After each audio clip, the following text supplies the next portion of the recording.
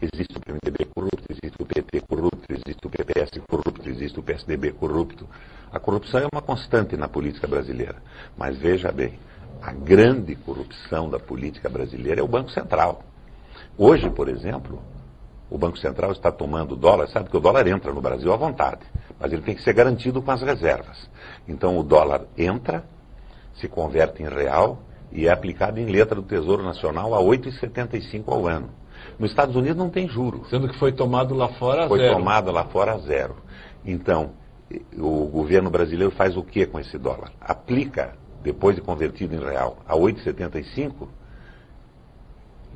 em letras do Tesouro e, em compensação, aplica os dólares que remanescem a 1% ao ano em letras do Tesouro norte-americano. Se um prefeito do interior fizesse o que o Banco Central faz, estava na cadeia. Mas o Banco Central está aí, não presta contas a ninguém, gasta verbas do orçamento sem nenhuma previsão, em nome da segurança da moeda, ainda que a independência. Eu acho que isso não tem cabimento, essa conversa tem que ser encerrada. E pelo que vi nos blogs, tem esse projeto do Agripino, do Antônio Carlos Magalhães, e com apoio do Mercadante ainda. Me assusta esse apoio do Mercadante, porque se ele existir de fato, é o apoio do PT. E daí, o que nós vemos é uma face dupla. É o PT neoliberal querendo transformar o Brasil num produtor de commodities. Sobrevivemos hoje exportando minérios e commodities agrícolas para a China. Se a China parar de comprar, nós quebramos. E ela vai diminuir a compra, porque ela vende para os Estados Unidos está em crise. Ela vai diminuir o volume das suas aquisições. A China cresceu a 14% ao ano. E qualquer pessoa com um mínimo de racionalidade perceberia que esse crescimento era impossível. Até porque ia faltar insumos no planeta Terra para isso. Então, nós jogamos na ilusão. Mas de qualquer jeito, enquanto nós éramos os iludidos, o capital era quem ganhava muito dinheiro. Nós temos que livrar o Brasil do capital vadio. De qualquer maneira, ainda voltando à questão da economia, a China não vai crescer 14, 12, mas vai crescer 8, 9. E o Brasil, esse ano de 2009, vai ter crescido, no ano passado, né, ele cresceu 0. Discuta se foi mais meio assim, ou menos 0 meio. puxado pela China. Exatamente. Porque a China hoje é a maior compradora de minérios e commodities do Brasil. Sem China, nós quebramos. Mas essa é a minha dúvida, governador. Nós estamos aí crescendo 0, pelo menos em 2009 crescemos 0. Agora em 2010 as autoridades festejam o fato de que talvez nós venhamos a crescer 4 ou 5%. E nós temos aí a China no meio da crise crescendo 9%. O Brasil não está se acostumando com pouca coisa? Nós não estamos no reino da mediocridade de festejar um crescimento de 0% em 2009? Bota mediocridade nisso. Nós estamos quebrando. Dólar lá embaixo, real apreciado. Nós estamos importando badulaques da China e do Japão. Isso faz a alegria da classe média.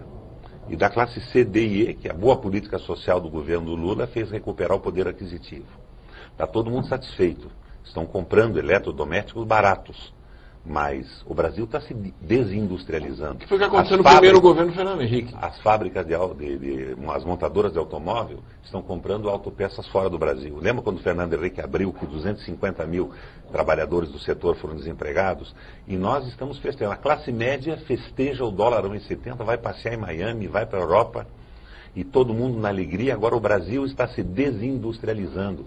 As nossas empresas não conseguem vender no mercado externo e muito menos no mercado interno, porque não competem com os produtos japoneses, chineses e os produtos importados. Mas essa é a dúvida, governador. E nós estamos na véspera de um grande desemprego. E todo mundo festeja isso como o grande momento nacional. Quando eu falo todo mundo, eu falo no Estadão de São Paulo, que é do Banco Itaú, eu falo na grande mídia que critica o Lula naquilo que ele tem de bom, que é na sua política social e às vezes em relação à sua política externa, mas elogia a política do Banco Central do Lula, que é a mesma do Fernando Collor, do Fernando Henrique e hoje do governo do Lula, e que tem que ser modificado. O Lula foi bom para o Brasil. Eu apoiei o Lula 4 vezes com entusiasmo, mas está na hora da gente dar um passo à frente agora a favor do povo brasileiro. Eu vejo aqui o seu discurso e as suas posições em relação a essa questão do dólar, por exemplo, e identifico algumas semelhanças, por exemplo, com a crítica que o governador de São Paulo sistematicamente faz aí ao Banco Central.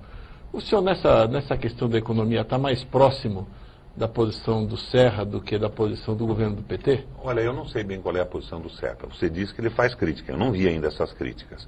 Eu gostaria que elas se explicitassem. Todos os que pretendem disputar a presidente da República do Brasil... Você acha que ele é tímido nessa deviam crítica, dizer então? o que... É tímido, ele ainda é a favor dos controles absolutos, do superávit primário. Olha, país nenhum vai crescer e se tornar soberano com o dinheiro dos outros. Leiam o Alexander Hamilton, de 1791, para ver o que fez o George Washington no governo dos Estados Unidos, quando a Companhia das Índias, né, ou a Inglaterra, naquele momento, queria que os Estados Unidos fosse um produtor de matéria-prima. Nós temos que nos desenvolver, aproveitar a inventividade, a capacidade, a inteligência do povo brasileiro, levar a tecnologia aos pequenos e médios empresários. Nós não podemos pensar que multinacionais vão resolver o nosso problema. Elas pousam aqui como um disco voador, à procura dos benefícios fiscais. Quando eles acabam ou são retirados, elas levantam daqui e vão para a Argentina ou qualquer outro lugar. Nós precisamos de uma industrialização que se enraize na economia brasileira. É por isso que eu coloco essa posição. Em primeiro lugar, um programa para o Brasil. Depois vamos conversar na candidatura própria, e eu vou à convenção, ou, se isso não for possível, numa aliança programática a favor do país, não de alguma divisão de empregos e ministérios na mão de algumas pessoas, sem nenhum programa que costure a unidade do governo. Eu estou, na verdade, forçando o debate. Eu quero ver os candidatos à presidência da República colocarem explicitamente as suas posições.